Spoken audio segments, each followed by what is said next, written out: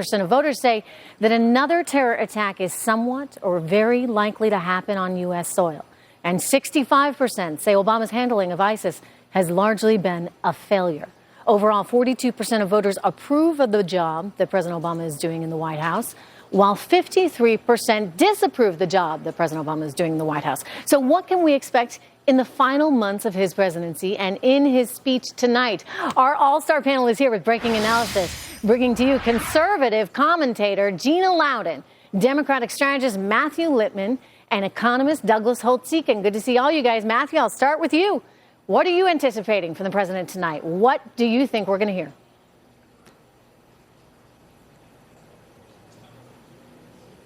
Mathew Littman, can you hear me? All right, I'm going to go over to Gina Loudon.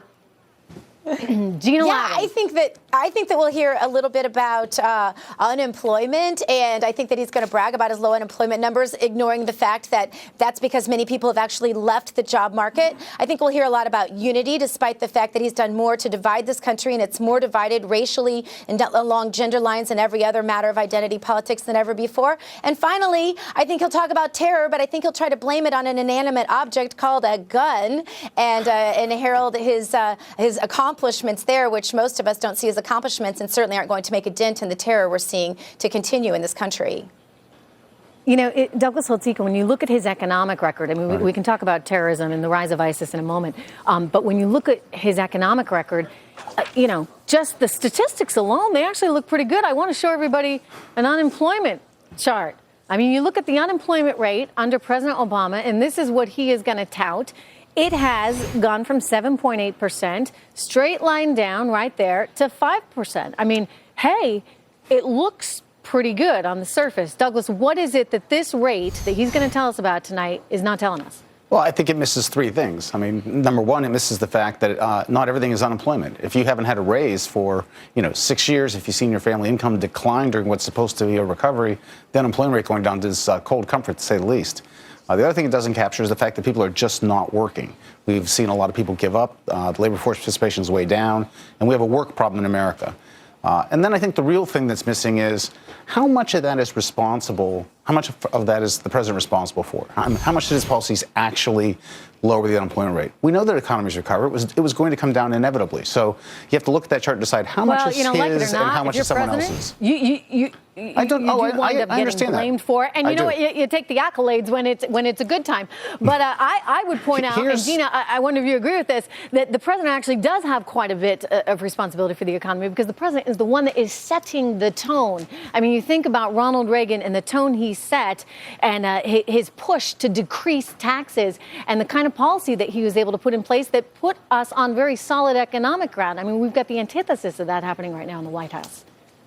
No, that's exactly right. I mean, he's increased regulation on business, and especially small business, dramatically. He's increased taxation. He's increased just the tax burden. He's doubled the debt. I mean, let's just not pretend that all of these horrible things that have happened to us economically, that we and our children and our grandchildren, frankly, will be footing the bill for, haven't happened under this administration. He has done a deplorable job on this economy. He knows it, and that's why he's going to lie about these unemployment numbers that really should be telling the real story, the full story about the people that are out of work and have just left the job market, and the others mentioned.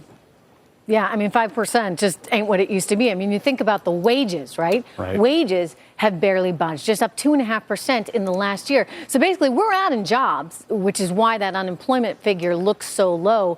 But these jobs are jobs that aren't paying well. They're retail jobs, they're restaurant jobs. And that's and if government people jobs are actually working. Keep in mind, and government jobs. I mean, labor participation, we haven't seen levels like this since the 1970s, Doug. Right. This is absolutely true.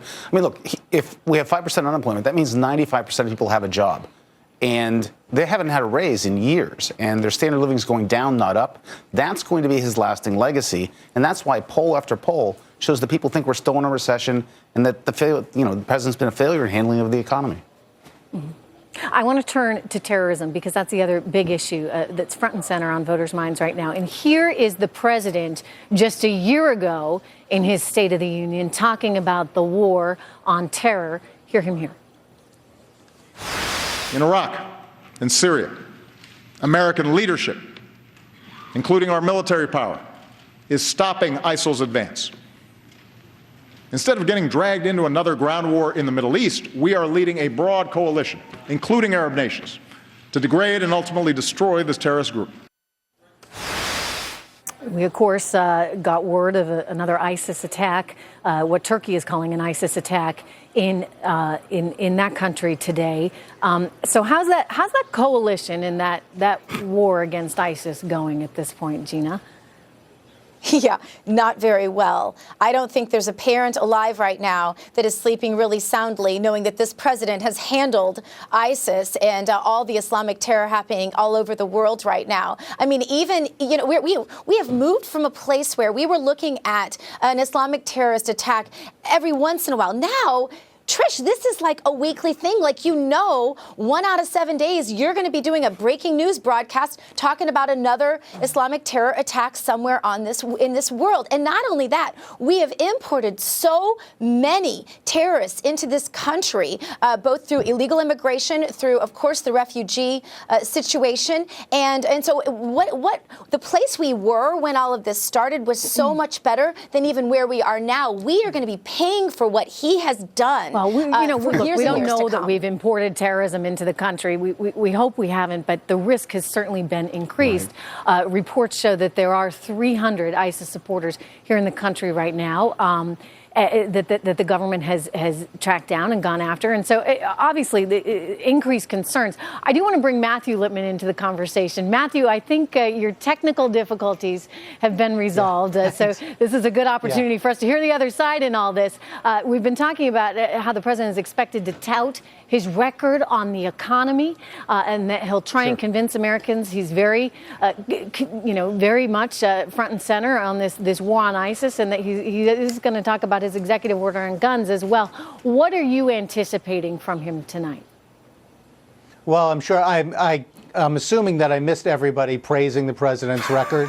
Is that what I missed so far? Absolutely, Matthew. That's what I was missing.